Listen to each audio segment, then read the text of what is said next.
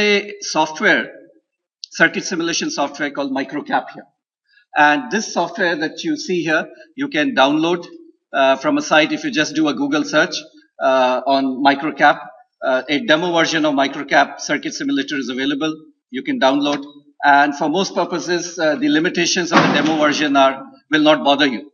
It will allow you something like 25 transistors, 10 resistors, and all that. Most of the circuits that we'll handle will be much less complex as compared to the limitations of the MicroCap here.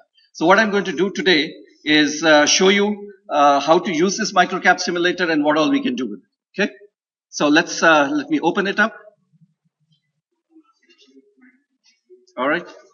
So that's the once you open up the simulator, you get a page like this, and what you see here is you can see here that there is a ground terminal here. There is a resistor, capacitor, inductor, and all of that. You can select a component. So let me start. And at any point, if you have any doubts, you can stop me. Okay. So let's start by trying to simulate a common emitter amplifier. Okay. So let me take a NPN transistor here. All right. So when you select an NPN transistor, it says what kind of an NPN transistor. Right. So note that NPN transistor, there could be a 2N, 222, and there are various kinds of transistors that are available to us. Now, and you could select one of them, and then it would take the characteristics of that particular transistor and then simulate your circuit according to that particular transistor here. So what I'm going to do here is let me create my own model here.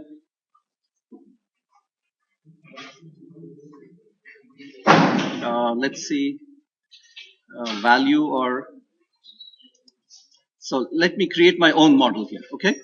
A model that we are using for our, during the course here. So let me call it EE210, and this is an N-type, so let me call it EE210N. Now when you create your own model, of course you have to give all the parameters of the model here. The parameters of the model are entered here. If you look at it here, it says beta F of how much, beta R, collector junction capacitance, collector junction emitter capacitance, all of these values you have to enter. Remember, simulation is as accurate as the model.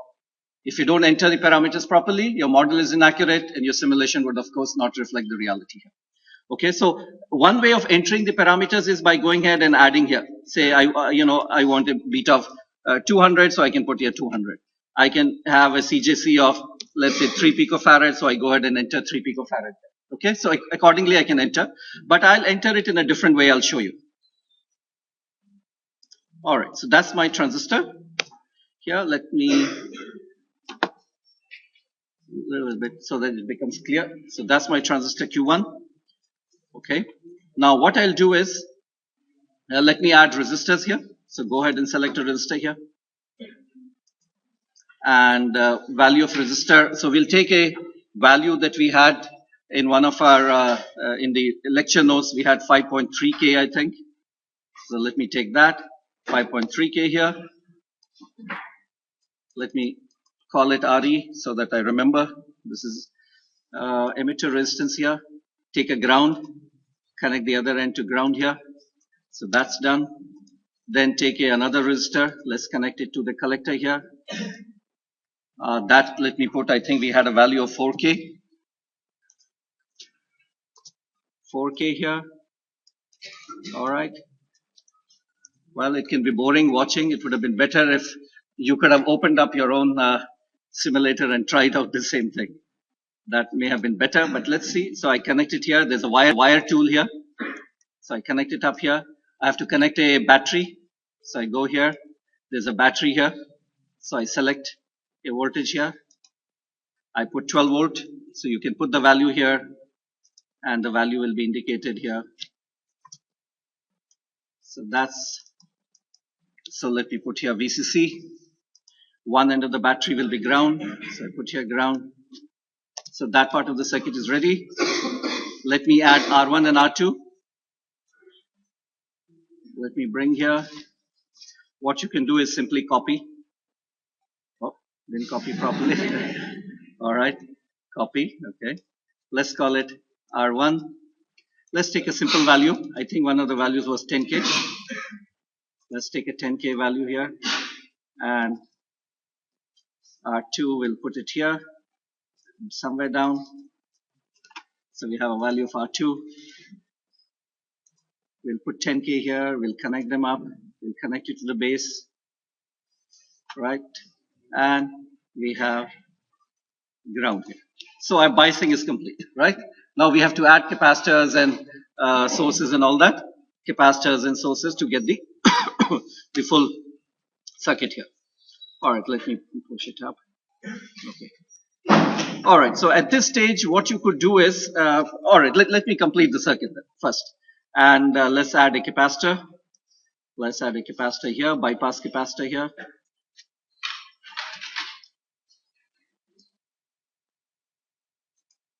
Let's put a 10 mu, it takes it as microfarad. So 10 microfarad here. Let's put it here. It's best to give it the name that is actually there, otherwise you'll get confused what is C1 and C2. So we put here. All right, so let's add a load here. Load through a capacitor. Where is the capacitor? Here.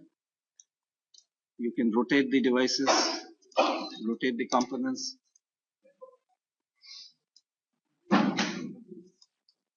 Let's call it CC. All right, let's add a, I'm running out of space, so let me put it here.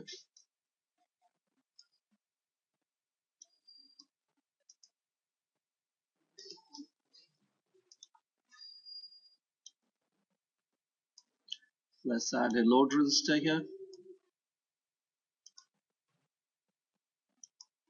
Let me put a large value here, so that it's almost like an open circuit, but later on we can change it. So some 100 meg or something like that. That's my RL. Let's put a ground here. Okay, so my load is connected. Let's add a source. So let's take it here. Let's call it CB. So I have connected here.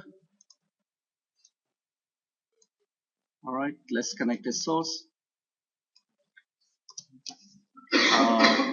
Let's put a resistor also, source resistance. Let me put a resistor here. Let's put some small value, 50 ohms.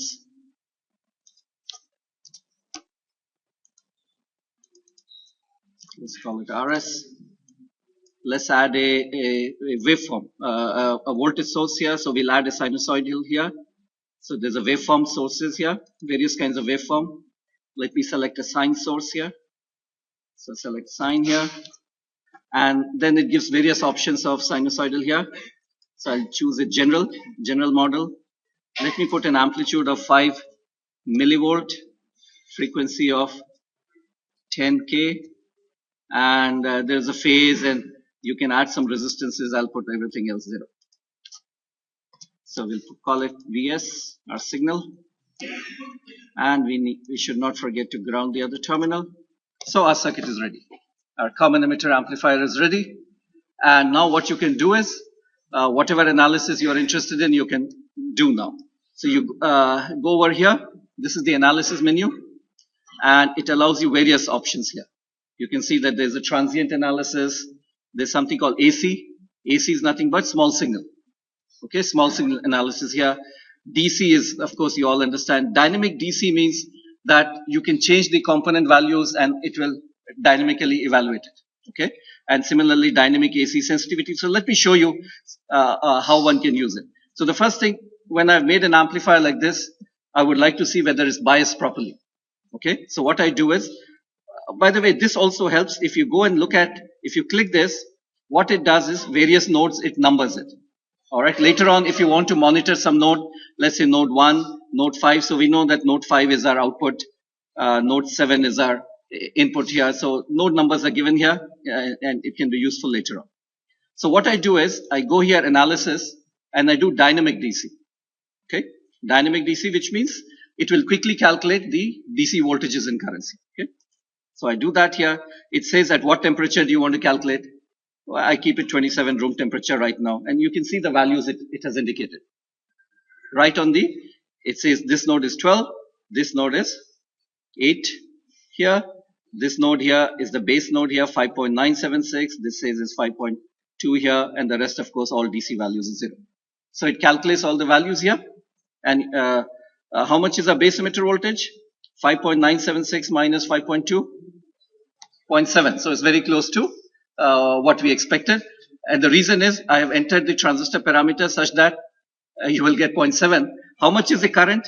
Well, this gives you the voltage here. All these voltages at every node you can see and check. Now what you can do is you can remove the voltage. If you want, it will give you the current here. So it tells you what the currents are. Current here is, so it was designed for 1 milliamperes. You don't get 1 milliampere. You get a little because of approximations that have been made here. So you get 0.976 milliamperes here. So it gives you all the currents here. Current going here. And, we've been assuming emitter current is almost equal to collector current. Of course, there's a difference, 0.98, 0.976 here. So you get all the currents that you're interested in. If you have not biased properly, the simulator will also tell you whether it's biased in active or saturation or whatever. You go and click this particular one, and it says linear. In the simulator's terminology, linear means forward active. It means forward active mode. So it's biased in the active mode, which is fine here. Now, I can arbitrarily change and you can see what will happen here. Suppose I take 4K and I double it. What will happen? More drop will occur across RC, and therefore collector emitter voltage may become very small. So let's do that, and let's see what the simulator tells us. Let's put here 8K. It says it has gone into saturation mode. All right, where one can check what is happening here. Voltages 5 here, 4.9 here. Collector voltage is 5, emitter voltage is 4.9. So 5 minus 4.93, you can see. In fact, we've been making an approximation that is approximately 0.2. It's even less than that. Okay, in this particular case here. All right. So you can check all of this. Let's go back to our 4K here. You can also check power. It will give you how much power is being drawn here and how is the power dissipated. Power dissipated here. Total power drawn from the supply also, it will indicate that you're taking 8.9 milliamperes, 8.9 milliwatts from the supply here. Power dissipated in various, various places. You can look at that also. Okay. All right. So that's, let's come back to our voltage here. Okay. So this is here. All right. So now if you're interested in bias point even more, all right, this will be interesting. Let's see dynamic DC. Let's change the, so room temperature is fine. Let's go to winter. Let's put 0 degree. All right, what happens? Let's look at the current. Our interest is in current. How much was the current earlier, collector current? So it has changed. What is the base emitter voltage? Let's check it out. This was 5.976 and 5.165. Subtract it. How much do you get? 0.8, right? So it has a base emitter drop is no longer 0.7. It has increased. Okay, as I said, as you raise the temperature, it drops by roughly 2 millivolt per degree Celsius. So it may not be exactly 2 millivolt, but it has, you can see it has this voltage has changed here. Similarly, if you go here, you can put here, say 50 degrees, and you can see accordingly what happens. 5.975, 5.234. So, accordingly you'll see as you change the temperature, the collector currents and all that will change. Okay, 0.982 and all that. So you can monitor what happens as a function of current here. Beta? Okay. Oh, wait a minute. That's a good point. I'm simulating all of this without entering the model parameters. Okay. So what you do is the following. Once you make this transistor here, you see that you go here and it will give you the model. It's not, here. Model is only this, right? So what you do is, our model is not correct right now. So what we do is, so I entered some arbitrary value, 200 and something else here. So these are the model parameters. So what I have is, which I'll pass it on to you, in this file, I've entered the model parameters. Okay? the actual model parameters that we will be using in the class here. Beta F100, beta reverse and all that. So what you do is take from here, let's say copy all that stuff here, and you can enter it back here. So there's a text file in which the model is given. So I go here and I select all of that, and here. So all my parameters are entered here. Okay, so all these now beta F100 and beta, I'd forgotten about it. So now you're back to your circuit and it will now simulate according to that particular model here. As I said, you can go here and you can check that it has updated here. When you double click on a component, you can go and edit, and all the values that I had entered in the text mode, they're all there here as well. Okay, so either way you can enter, either directly in the form of a table, or you go here in models. If you already have it written somewhere else, you just cut and copy all the parameters. Okay, so these are our so we've seen now, we've made the circuit, we can do a DC analysis, bias point analysis, and get all the values here. Not only that, you see, dynamic DC that you see here also has this, is being called dynamic DC because I can change, let's say I can put here 20K, and accordingly, you can monitor what happens here. So it dynamically changes as you change the component values. Okay. All right. All right. The other thing is, let's come out of this dynamic DC mode. The other thing is, note that it has something called sensitivity, which means what? I can calculate the sensitivity of anything with respect to anything, right? So now let's say I'm interested in how sensitive is my bias point to beta. Okay, so let's do that. Sensitivity, let me go into that mode. So I'm going to look at sensitivity with respect to a parameter of Q1, and I'm interested in beta F here. And what is it that I look at? Here, let's go into output. I look at IC, collector current of Q1. Okay, so I'm going to look at the sensitivity of collector current of Q1. Q1 is my transistor with respect to what? Beta F. Okay, so now let me just press calculate, and it tells me the sensitivity is, in terms of percentage, 1.8%. All right, that's the sensitivity of my collector current with respect to beta. Okay, now let's. So this is the sensitivity. What does sensitivity depend on? It depends on RB by beta RE, right? So now let's say, so remember what the sensitivity was. Let me change this to, I'm increasing the RB by 10 times. Both of them I'm increasing by 100 here. What should happen to sensitivity? It should increase, all right? So let's see. Analysis, let's do it once more. Sensitivity here, let's calculate. Can you see now? 0.09. Earlier it was 0.018 something here. So sensitivity to beta. Like that, you can calculate sensitivity to anything that you want. Right? Remember, when you go into the lab and you make a R1, R2, RC, RE, all of that, now, you may have written 5.3K and you may select a resistor which is 5.3K, but every resistor has a tolerance. It may have 5% tolerance. So what you will get is not 5.3K, maybe 5.2K, or maybe a little larger than that. And therefore, each one of those resistors have a tolerance. And you can find out how sensitive is your bias point to RE or to R1 or to R2 or to anything that you're interested in. Okay, so by doing the sensitivity analysis, you can do all of that here. You can select R1, R2, RC, RE, and you can select any parameter of the transistor. How sensitive is it to beta? How sensitive it is to whatever else is there in the transistor model. Okay, so you can do a sensitivity analysis. Let's go back here to our 10K, back to our design. So we have done bias point analysis. We have looked at sensitivity. All right, what is next? Let's do a analysis which is AC. All right, AC analysis means what? Although it says AC, what it means is small signal. Okay, so let's do AC analysis. Now, with that, let's keep in mind something else. This is the node V5 here. This is V7 here. All right, so let's do an AC analysis.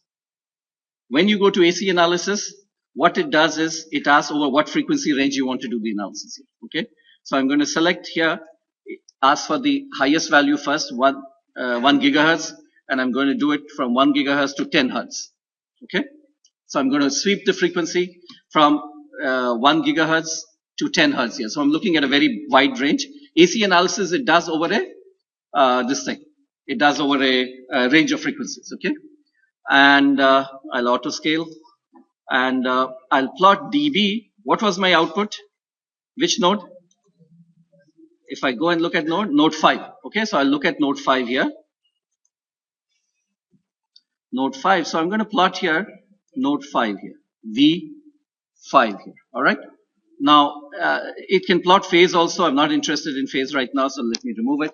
So what it does is the following. In AC analysis, it assumes, see, AC means you've already linearized it. So amplitude doesn't matter. Okay, so what it will do is, it will take it as 1 volt. It doesn't really matter because it's a linear circuit, whether you take 1 volt or 2 volts or whatever, it doesn't matter. It will take it as 1. But what we are interested in AC is the ratio here and the ratio here. That's all. Okay. So whether it takes 1 or 0.1 doesn't really matter. So back here. So what we have is then we are plotting dB. And since the input is 1, what are we plotting? Gain. Because V5 is the output node and input is 1, it is taking by default. So V5 by 1, so it gives us the gain here and gain in dBs. All right. So let's plot. Let's run the simulation here. That's what it gets. Okay, so you can clearly see that gain is, now you can, there is a marker here, so you can see here. So gain is 42.4 dBs. And you want to find out what is the 3 dB here. So let's select 42.3. Where do I have to go 3 dB? 39.4, right? 39.4 dBs will be the 3 dB frequency here. So I go here, 39.4. Roughly here. So my 3 dB frequency, upper cutoff frequency is how much? 6 megahertz. Okay, so I get my upper cutoff frequency here. Lower cutoff, I go on this side. I again go to 39.4.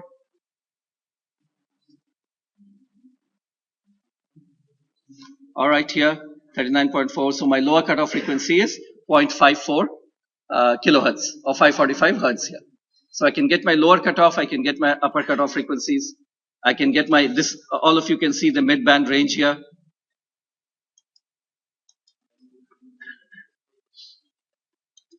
This is the mid-band range that I have, and you can see all these values that are there here.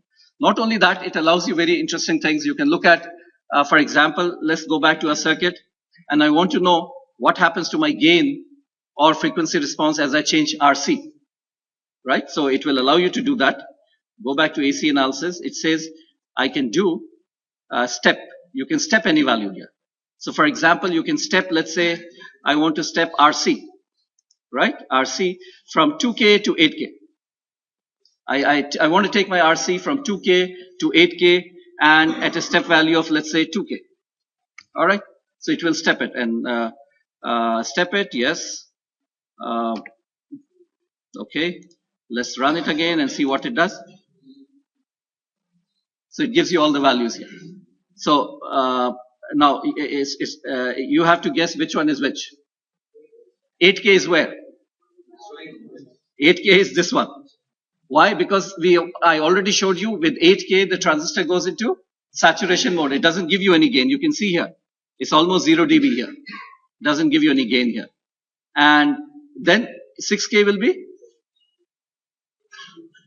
Which one will be 6K? So I have 2, 4, 6, 8.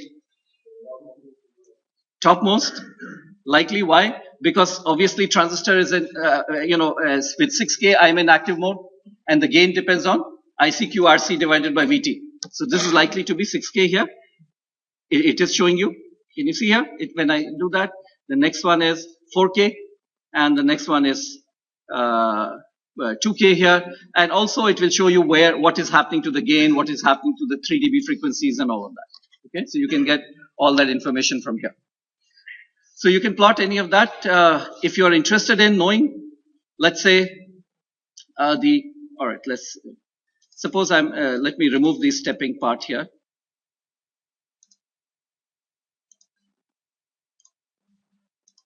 Okay, suppose I'm interested in, let's go back to the circuit. I'm interested in knowing input impedance. So input impedance is what? Looking from here, right? Looking from this side, from the source side. So the way I do input impedance, let's see if it makes sense. So I go here, AC, limits.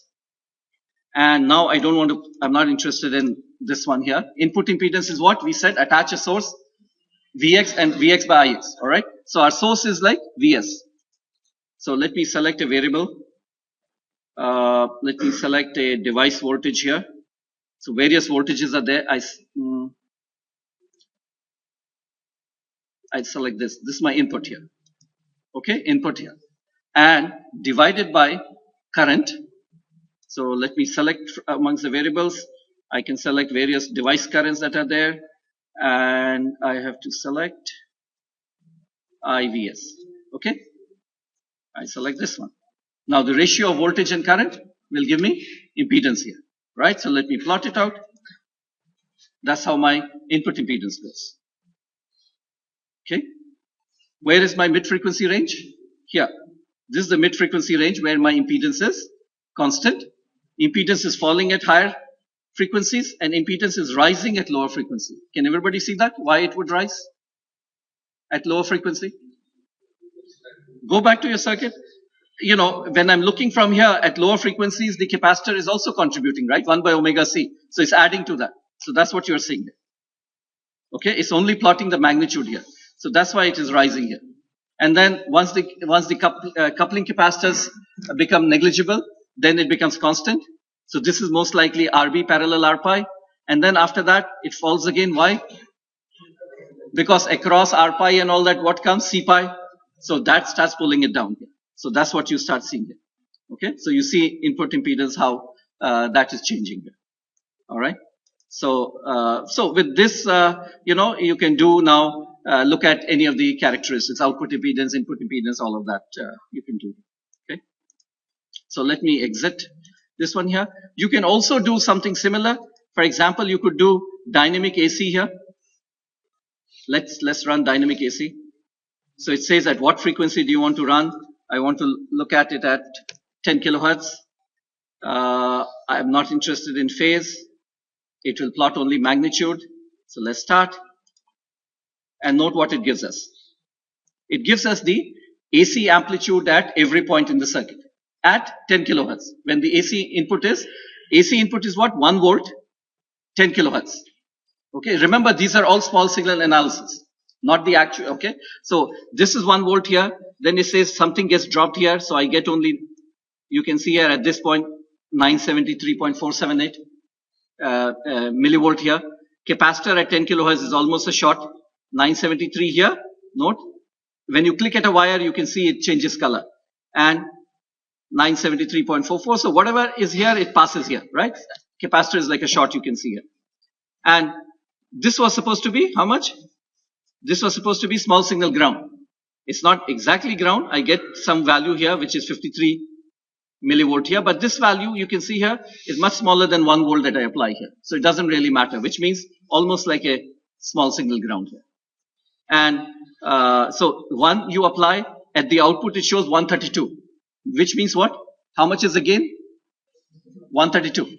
132.182 is the gain here because you're applying 1 from this side and you're getting 132 here, right? So you get the gain here. And now, of course, as it's dynamic AC, so you can do anything with it. You can change here. 6K says gain goes to 194. I don't know how far we can push. 7K. It dropped.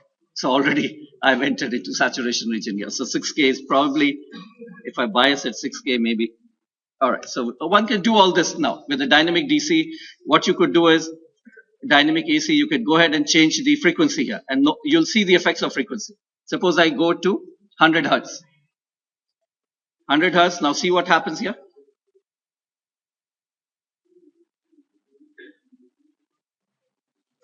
What changes do you see? 100 hertz. This capacitor is almost transparent. What 989 on this side, 979 on this side, almost, right? Where have the changes occurred? Note, this node was supposed to be what? 0. Now 958. What has happened? Almost the entire voltage that you're applying here, which is appearing here, the voltage is appearing across here. My capacitor is no longer bypassing. At 100 hertz, the impedance of the capacitor is significant compared to this is no longer bypassing it. I get, a lot of drop here. And what has happened to my gain? 23.8. Gain has fallen. So at 100 hertz, my gain has fallen to this value here. So now, if I want my device to work at 100 hertz, what should I do? I want it to give me the original gain, 130. What should I do? Well, I have two alternatives. I have to bring this down, right? This should be a small signal ground. So maybe I have two alternatives, either change RE or biasing and all that. The simple thing is to change capacitor here. So let me change it to 100 microfarad. Well, gain has gone to 113. Well, in simulation, we can do anything. We can put 1000 microfarad also. So it goes to 52.79. I get 131. I get the maximum gain. Close to that, okay? So it says you require, maybe it will work with 500 also. Yeah, reasonably close. Okay? So you can see the price that you have to pay to go to low frequency operation here. If you want your device to work at 100 hertz, you're requiring a large capacitor here. Imagine now if you're listening to sound or music, you want 20 hertz. Ear is sensitive to 20 hertz also. So you want it to work at 20 hertz, now you have to do something here. So that you can hear 20 hertz, it amplifies 20 hertz also. So you'll require either you make changes here or you make changes to your biasing and all of that. Okay? So dynamic DC is very useful. You can change anything. I can go ahead and change, for example, I can double click here. I can change the beta and see what is the effect of beta on my performance here. All right? So I'm sure this simulator is going to spoil you. You'll see all your homework assignments now, you can make the circuit and get all the answers. All right? All the answers that you can get and that you're looking for. But remember, what it will give you is the value, right? It's not telling you why that value is there. The why you still have to answer. It will give it to you. Whatever value of gain and all that, but why is gain 100? Why is gain 150? That you still have to figure out and convince, okay? All right, so we've seen dynamic AC. Let's exit that. Now, so most of the time, let's look at now the transient. That's the time domain, okay? So time domain analysis will do. So that's called transient. Let me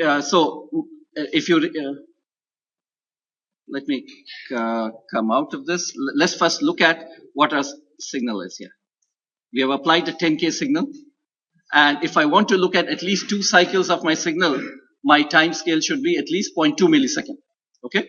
Or let me make it more convenient. Let's say 1K. So here and 5 millivolts. So let me go and do a transient. And I choose a time scale of 2 millisecond. So 2 millisecond, which means I'll get 2 cycles. Okay? 2 cycles here. And I want to monitor auto scale here. And I want to monitor my output, which was V5. And input was what? V7, is it? What was input? Input was V7. Okay. So let's go back here. Input was V7 here. So let's, we have everything set up. 2 millisecond, V5 and V7. Let's run it here. So it's telling me V5 is my output. It's telling you what the output is. Input you can't see on the same scale, so one can change the scale here. It says remove the scale here and run. Okay. So it now gives you the input and the output. The input is input is in red. Scale is 5 millivolts. So we have applied a 5 millivolt sinusoid, and the output is here. You can see 180-degree phase shift. 180-degree phase shift output here. Output is of course amplified. The levels at the output here we can see. We can take a tracker here.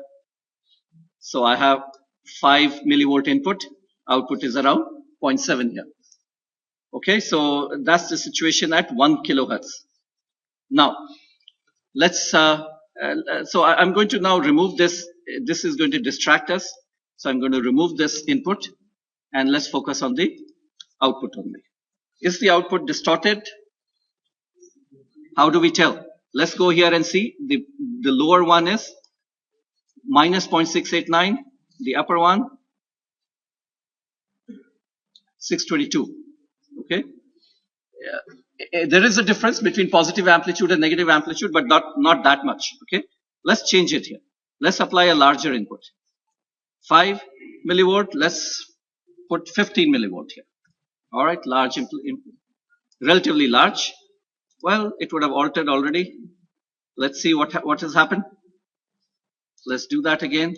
Lower amplitude is minus 2.3,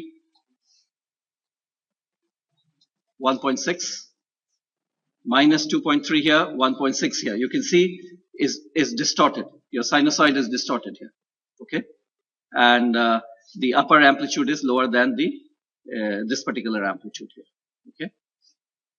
Now one can make more changes here. So there is a distortion. Suppose I try to push up the gain. Let's increase it to 6K. We know that it will not go into saturation. What happens here? Well, it did go into saturation. What happened here? You can see I've been telling that don't go into saturation mode, right? So when I applied 6K, look what happened here. All this clipping, totally distorted here, right? But my circuit will work fine if I reduce it. If I go 1 millivolt,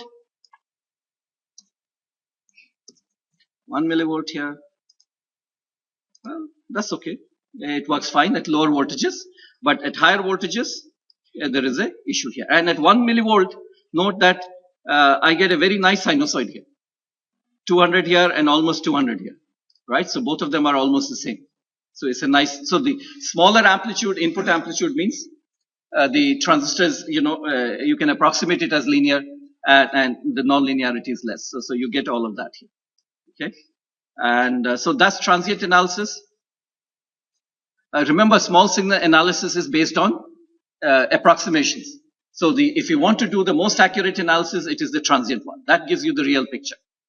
Okay, of what, if you actually go to the lab and look at it, this is what you will most likely observe here. So that's transient analysis. Let me show you more. So you can do transient here. There's also something called harmonic distortion.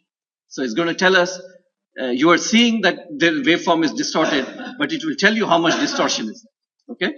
So it will tell you that. So let's go into harmonic distortion. So it says, what is the frequency you want to apply? Well, we are applying a sinusoid of 10K. It says input source amplitude. Let me apply an input source amplitude of 10 millivolt here. We are going to look at across RL and RL. We'll look at the voltage across RL and we'll sweep it from 100K to 10K. So I'm going to look at harmonics over this range here. Fundamental is 10K and then the harmonics are there. And let me edit this 0.1 M. All right. I'm not interested in this one. So let's see if it can give us the harmonics here. All right. So let's run it.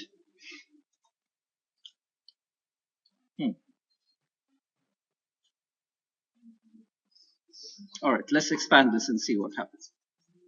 So this tells us now, let's go here. This tells us that when you apply, what did we apply? 10 millivolt input, right? So it tells us that at around, it tells us here at 10K is my fundamental, right? Fundamental. At 20K, you have the next harmonic. At 30K, you have the next third harmonic. And it's giving you all the harmonics here and connecting them by lines here. 40K here, 50K here, you can see all the harmonics that are there here. Okay? So it's telling you all the harmonics which are there in your system here. This is the fundamental. Fundamental 10K is over here. And all the rest that you see here are the harmonics here. At every 10K, you have all these harmonics. 10, 20, 30, 40 and all that. So these are all the harmonics that are present here. Okay, I think what we can do is we can plot total harmonic distortion here. So let's remove this and plot here this one. Total harmonic distortion, and let's run it. So this is what it's showing you. Total harmonic distortion is adding up all of them, and let's go here. It says total harmonic distortion is close to 27.4. It's in percentage. 30% harmonic distortion. Overall, you add up all of them, 30% harmonic distortion. Okay, and one can see the effects. Suppose I change my input amplitude, I take in large, right? Let's change it to 1 millivolt and see what happens. Harmonic distortion is 0.7% here. So it all depends on how hard you drive your transistor. As you drive your transistor harder, is becoming more nonlinear, and you were getting 30% harmonic distortion. Now you're getting only less than 1%. Okay, so you can do all of this. It will show you all the harmonic contents, tell you all the this thing. You can also do something interesting. You can sweep the voltage. So I have a voltage which is 1 millivolt. So I can do the following. I can go from 20 millivolt to 1 millivolt at a step of 1 millivolt here. Okay, and I can look at here maybe THD, harmonic, VRL, or something else is there. Okay, so let's look at this one, THD here. Let's run this.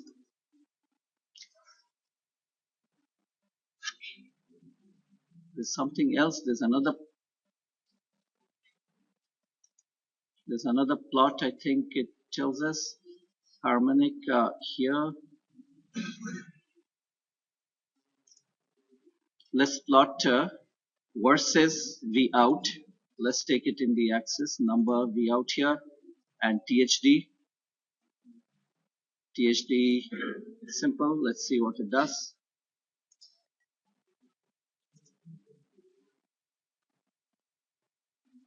Can you see this plot here? What it does is, this is along the THD here, total harmonic distortion, and this is the amplitude.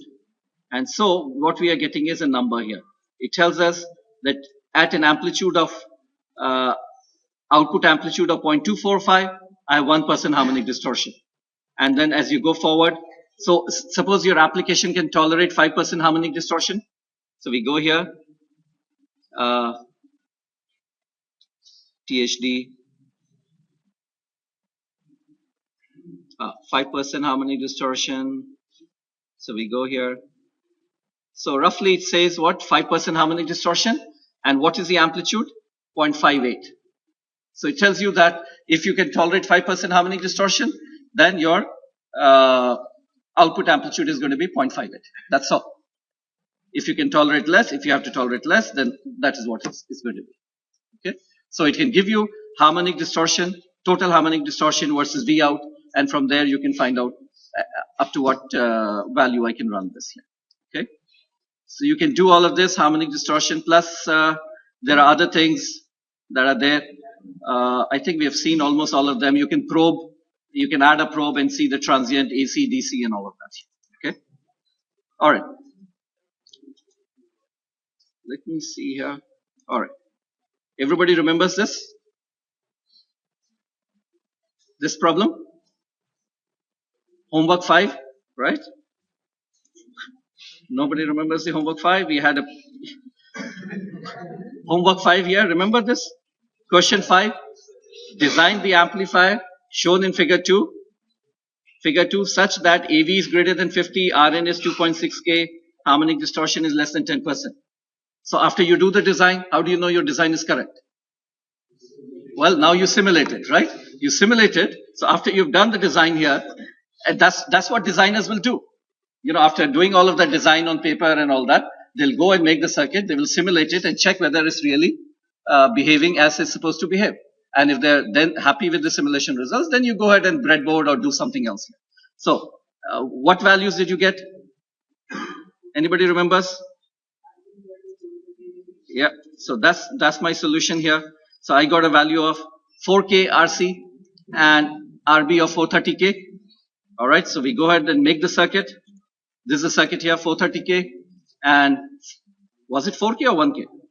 4K, right? So that's the circuit here. And now that you have a circuit, you can do all of that and check whether the bias point is correct or not. Dynamic DC, so you go ahead and check here. I was expecting a current of 1 milliampere, 0.99 is very good, so no problem. You can go ahead and check your gain here. You can do a dynamic AC here at a frequency of whatever. We were supposed to design it for gain of 50, and I'm getting 70, which is very good. So I get a gain of 70 here. We wanted an input resistance of we wanted of 2.6K. So you can go ahead and check input resistance. How do you check input resistance here? It allows you to give you the current also. So you go and look at the current. It says the current which is going here is 0.36 milliamperes here. The voltage is 1 volt and the current going is 0.36 milliamperes. So what is the impedance? Well, if you're having difficulty calculating, it gives you a calculator also. So you can do 1 by 0.361 and calculate. You get 2.77 kilo ohm. So you get 2.7 kilo ohm. So you know the input impedance is also fine. And the next thing is, you have to, it says, the assignment says what? Harmonic distortion less than or equal to 10%. So I've already shown you. You can go ahead and run the simulation for harmonic distortion and check whether it satisfies the harmonic distortion constraint or not. And thereby, after you make the circuit, and if you've made any errors, you'll catch the errors. And if it's not meeting the specs, now you can do some trial and error. You can increase this, decrease this, and change the biasing and fine tune your design.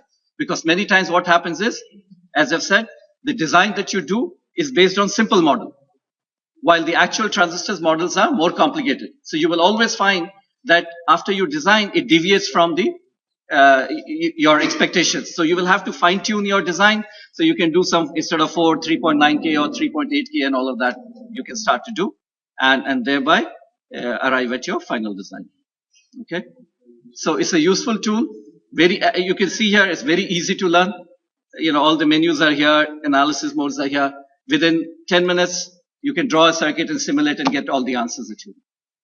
Okay. All right. Any questions?